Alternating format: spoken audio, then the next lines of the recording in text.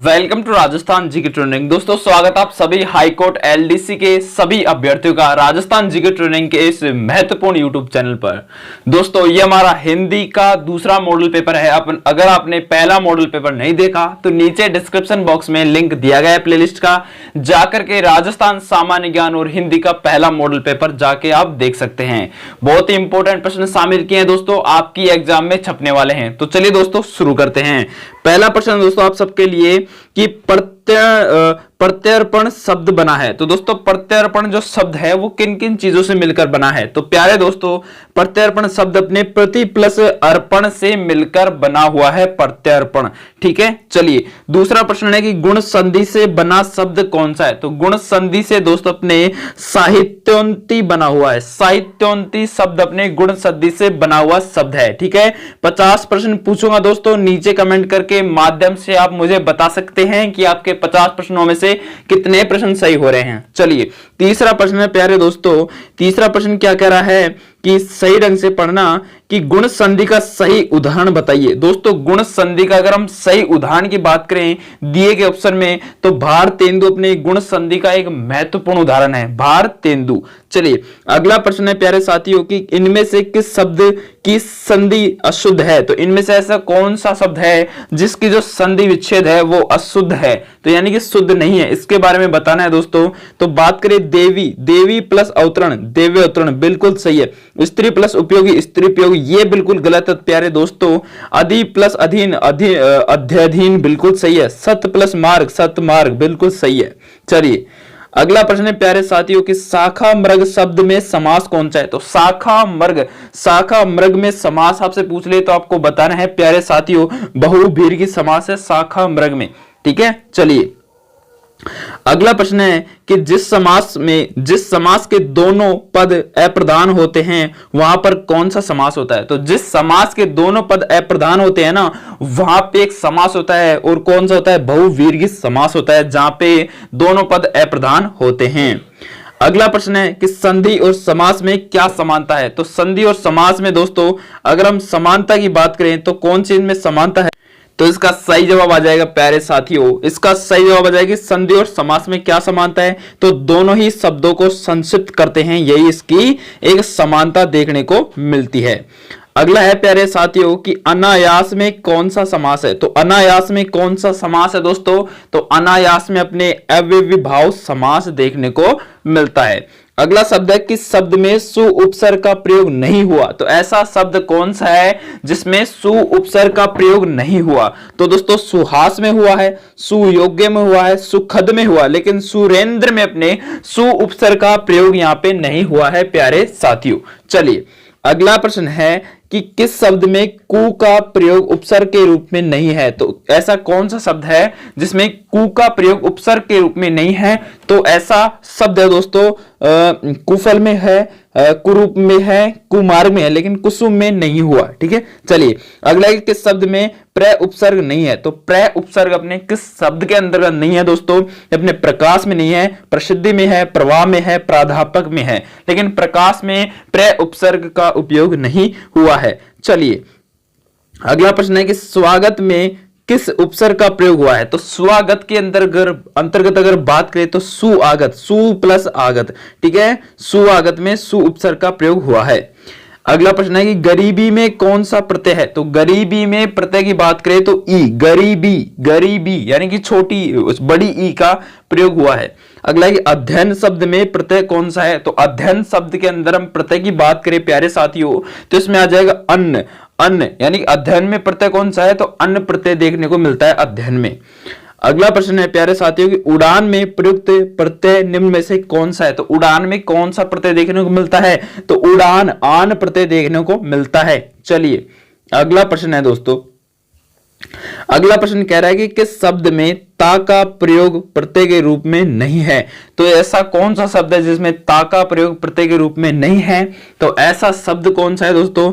ऐसा शब्द है अपने पिता, पिता में प्रत्यय के रूप में नहीं हुआ। अगला है कि अवार्चिन शब्द का विलोम शब्द कौन सा है? तो अवार्चिन जो शब्द है उसका विलोम शब्द हो जाएगा अवार्चिन का प्राचीन।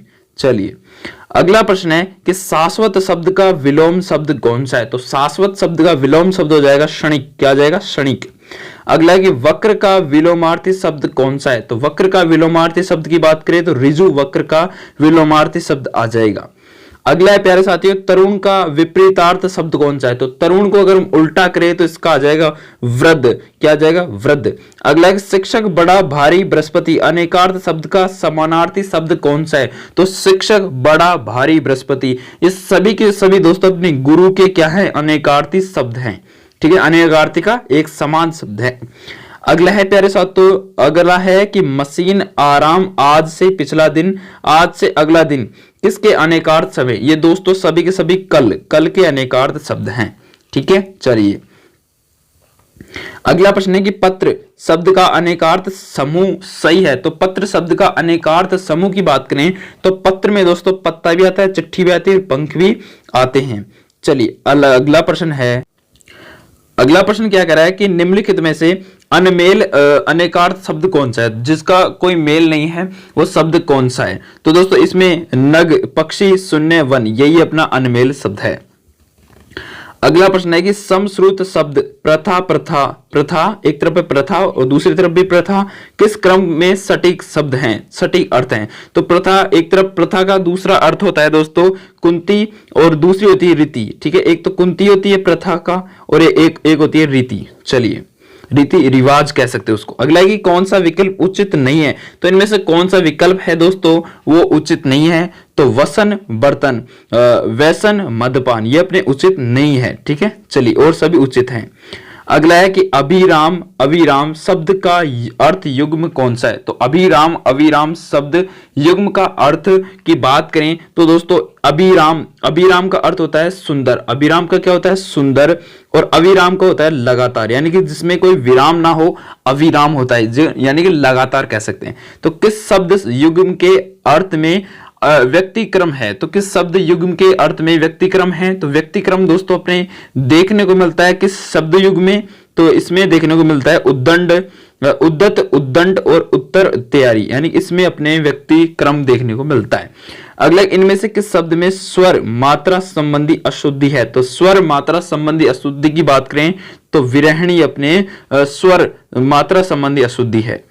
अगला प्रश्न है कि इनमें से किस शब्द में व्यंजन संबंधी अशुद्धि है? तो व्यंजन संबंधी अशुद्धि की बात करें तो प्रदर्शनी में अपने व्यंजन संबंधी अशुद्धि देखने को मिलती है। अगला कि निम्नलिखित में से शुद्ध वर्तनी रूप कौन सा है? तो शुद्ध वर्तनी रूप की बात करें तो इसमें कवयित्री, कवयित्री बिल्कुल शुद्ध है दोस्तों। ठीक है, चलिए अगला प्रश्न है, इनमें से कौन सा शब्द शुद्ध है? तो इनमें से शुद्ध शब्द की बात करें प्यारे साथियों तो अपने पूजनीय ऐसे नहीं आता, गत्यावरोध ऐसे नहीं आता, दुराव्यवस्था ऐसे नहीं आता, महात्म्य बिल्कुल शब्द शुद्ध है।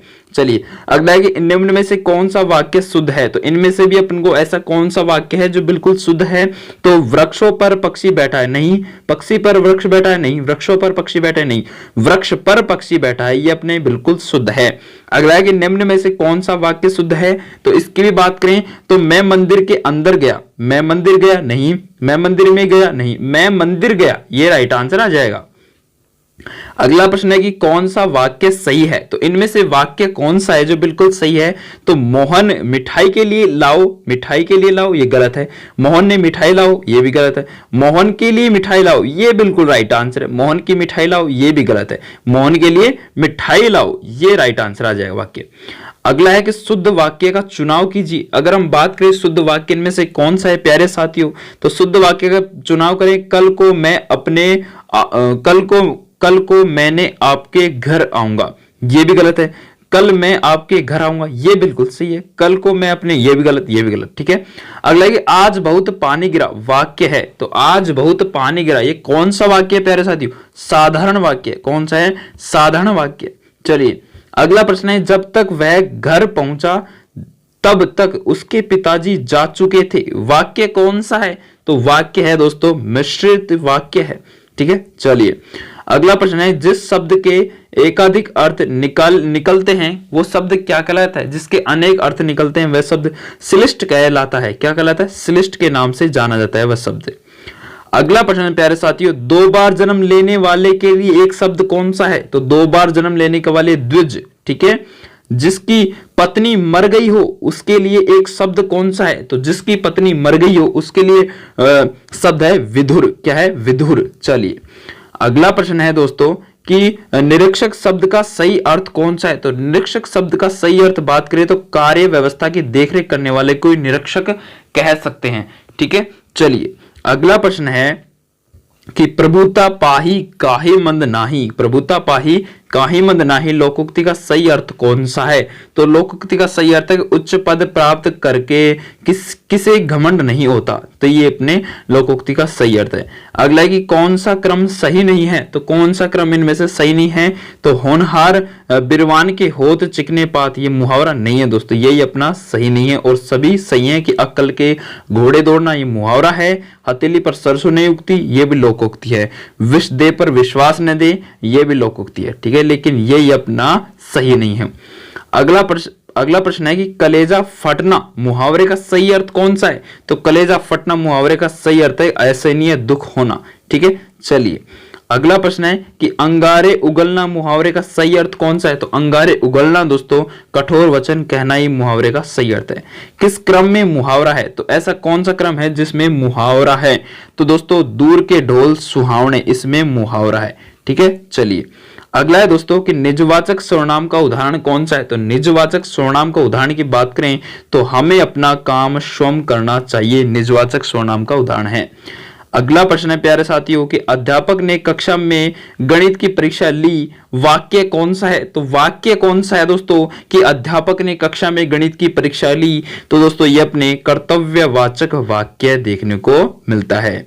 और लास्ट प्रश्न है दोस्तों आपके लिए लास्ट प्रश्न है प्यारे साथियों कि शुद्ध वाक्य का चुनाव कीजिए। इनमें से शुद्ध वाक्य कौन सा है? नदी के तट में भीड़ नहीं, नदी के तट पर भीड़ बिल्कुल, नदी के तट पर भीड़ ये भी गलत, नदी के तट पर भीड़ ये भी गलत। तो राइट आंसर नदी के तट पर भीड़ राइट आंसर आ जाएगा। तो प्यारे साथियों ये अपने 50 एमसीक्यू बहुत ही इंपॉर्टेंट प्रश्न मैंने आपके लिए हिंदी के करवा चुका हूं।